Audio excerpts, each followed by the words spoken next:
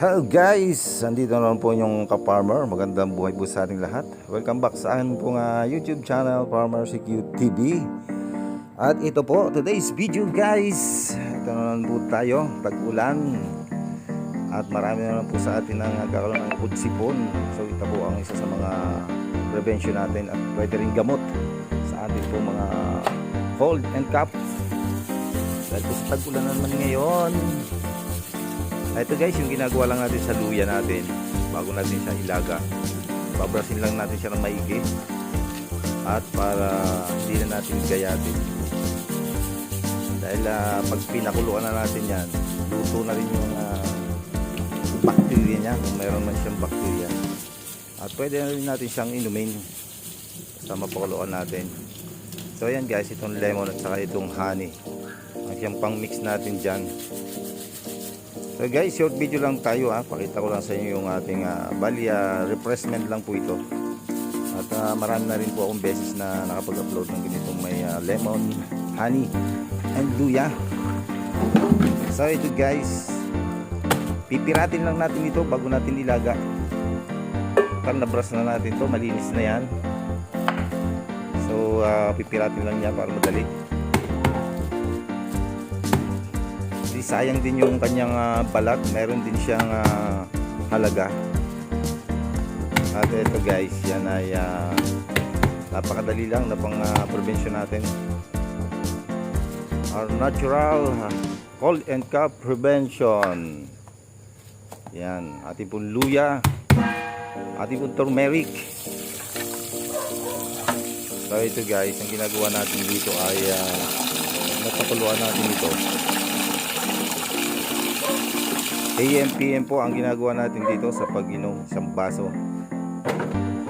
So ginagawa ko po dyan, pag ininit natin yan sa umaga or hapon, kung isang baso yung kinuha natin, isang baso rin po yung idadagdag natin. After natin na makakuha na isang baso, makukulan lang natin liyan ng kaunti. So yan guys, ito na, kumulo na. At ready to prepare na yung ating gagawin na natural cough and cold prevention or pwede rin pong panggamot na rin. So ito po ay lagi akong meron nito. So yan guys, basta napadala lang tayo sa market, nakakita tayo ng ginger, turmeric, lemon and honey, pwede na po tayo magawa ng ating panggamot sa ubo at sipon. So napakadali lang po na i-prepare nito. Tayo dito ang ginagamit na yan, i-squeeze lang po natin dito yung ating lemon at siya po nating i-mix dyan sa ating pinakuluan na luya at saka po itong luyan dilaw. So yan guys, siguro naman ay alam na natin ang healthy benefits nitong ating lemon. Napakarami pong health benefits nitong ating ginger at itong ating lemon sa ating katawan. Samahan pa natin ng turmeric.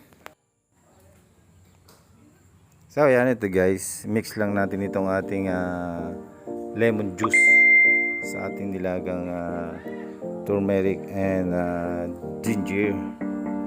At lalagyan lang po natin ng konting asin.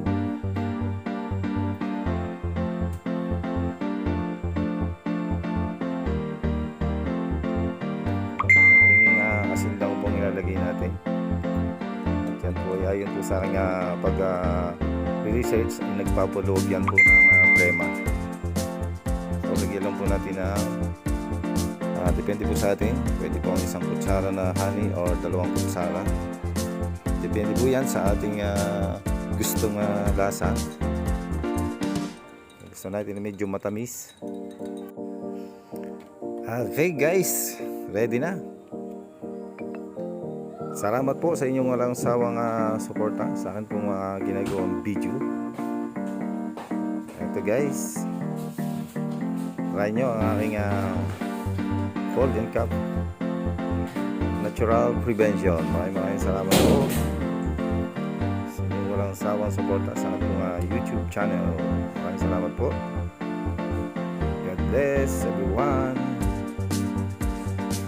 Stay safe po tayo lagi.